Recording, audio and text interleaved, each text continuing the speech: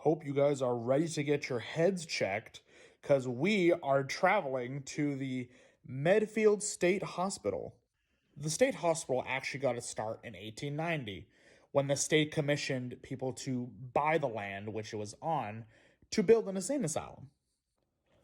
By 1895, most of the buildings were completed, and the Medfield Insane Asylum, as was originally called, was set to open in about a year, with an original competence for people at about 1,000. The site originally encompassed about 25 buildings and a barn, and sat on land which had now grown from 316 acres to about 425 acres. 18 of these buildings were wards, while there was also a church and the administrative buildings, which rounded out the amount of buildings that were out there. On May 1st, 1896, a declaration was read by then governor, officially opening the asylum to patients.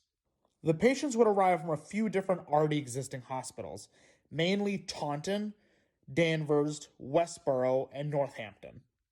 Medfield was built on the Cottage plan, with multiple buildings separate from each other to provide more ventilation and light, as well as having the supervisors of the patients live in about the same building as them to take care of them 24/7. In 1897, the hospital hit its max amount of 1,000 patients. 10 years later, it had exceeded that amount to 1,554 patients, and were averaging about 4 deaths every week, which was more than the whole town of Medfield. Some patients died from burns, which were caused by being put into scalding hot water as a treatment. Others died from just running away in the middle of winter and dying to exposure outside in the forest. Farming took place on the land surrounding the campus, utilizing that barn which was built in the original construction, as well as a farmhouse that was built in 1901.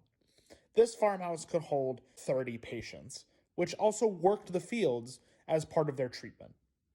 There were silos at the facility which stored tons of corn. There was a herd of cattle which was over 1,000 cows, which was bigger than most of the other ones around. And also they had a chicken coop that housed over 3,000 chickens, way more than the hospital needed to survive. They also had root cellars dug in the back of the facility for housing carrots and other canned goods. Some buildings underwent multiple changes throughout its time being used. One building, called B1, was originally made as a female institution ward, but was changed multiple times to the dental unit, an electroshock unit, an insulin unit, overflow for old care nursing homes. Then it became a care unit for children who had psychological disabilities. And then finally, it became a hospitalization care for people who had indefinite hospital terms. In 1916, the hospital acquired another 167 acres of land, which totaled the entire land up to 609 acres.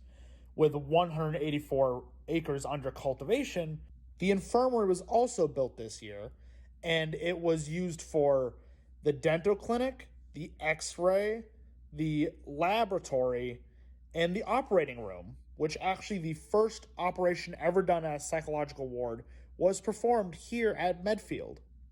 In 1918, the great influenza epidemic swept across the nation. In that 1 month period, 55 people died at Medfield, as opposed to only 17 in the great town of Medfield, which led to Medfield State actually having to create its own cemetery. As we enter the 30s and 40s, the Medfield State Asylum had now become so overcrowded, there was now 2,300 patients.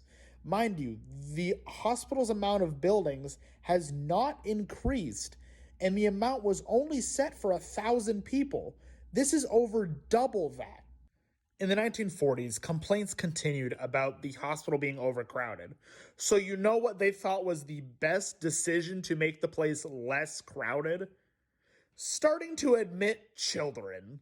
Now, everyone was there. All the way from elderly patients to children as young as 4 years old were put into this hospital.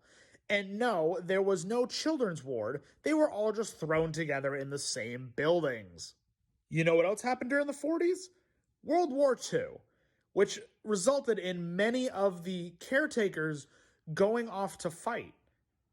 This resulted in a lot of the patients actually picking up the slack and doing the work, and eventually actually carrying keys and tending to other patients for the whole time that the war was going on. In the 1950s, new psychotropic drugs were actually being introduced into the care system, which did away with like the hot baths and all the other weird facility things that they thought were curing people from times of old, which now led to actually a lot more patients being discharged from the hospital. During the Kennedy administration in the 60s, Congress passed a law that said that all patients of psychiatric facilities had to be housed in the least restrictive facilities possible, which led to a lot of these patients for Medfield, which was already rather less restrictive as its Cottage plan. Some of them were actually sent out to community-based halfway houses. During the 1970s, the population continued to drop at Medfield until it was below 200, which was amazing considering how high the original amount was from where we started at 2,300 not even 20 years before. In 1990, the state had the bright idea to start housing the criminally insane at the newly renovated and very secure R building, which was one of the original buildings from 1896. This ended up with 13 patients from Bridgewater Prison being housed in this building, for which was now the building for the criminally insane, which didn't sit well with the residents of Medfield, and they were quite perturbed and upset that the town would make this decision. In 1999, the town of Medfield raised strong concerns to the state that the majority of the hospital was deteriorating. So as a result, the state allocated $500,000 to mothball most of the buildings, which means like board up all the windows and close off all the entrance points and everything, so to hopefully preserve them for future generations. In 2002, the town was officially notified that the state would be closing Medfeild State Asylum, or Medfeild State Hospital as it was now known, the next year in 2003. On April 13th, 2003, the hospital was officially closed and all the remaining patients were removed over to Westboro State.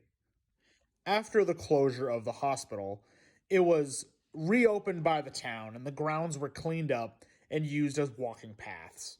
So when I visited there about a year ago, it was quite nice. It was very quiet, very peaceful. You could see definitely how nature reclaimed some of the buildings. You could see like the building, which was the R building. You could see how their new security measures were like these big old fences and stuff. They had the big old church in the middle still, which I think looked pretty cool. That was actually slated for being remodeled due to the town actually purchasing the whole land from the state in 2015. They're now hearing for possible redevelopment of the area and other things, which it would be good, but also bad because some of the history might be destroyed. These grounds might look familiar, actually, to some movie buffs, as this was actually the filming place for Shutter Island, movie star Leonardo DiCaprio. Other movies that were filmed here is a movie called The Box, and also The New Mutants were actually filmed here, too. So this place was actually used a few times for different movies, usually thriller movies. I hope you guys enjoyed learning about the history of the Medfield State Hospital, how it started as just a Medfield Insane Asylum and eventually actually became a groundbreaking area for surgeries done in psychiatric units, as well as a champion for the Cottage plan for the insane asylum style. Next week, we'll be taking a walk down in the forest in the Shady Swamp Sanctuary, which perhaps has a bit of an underlying tone of a zoo.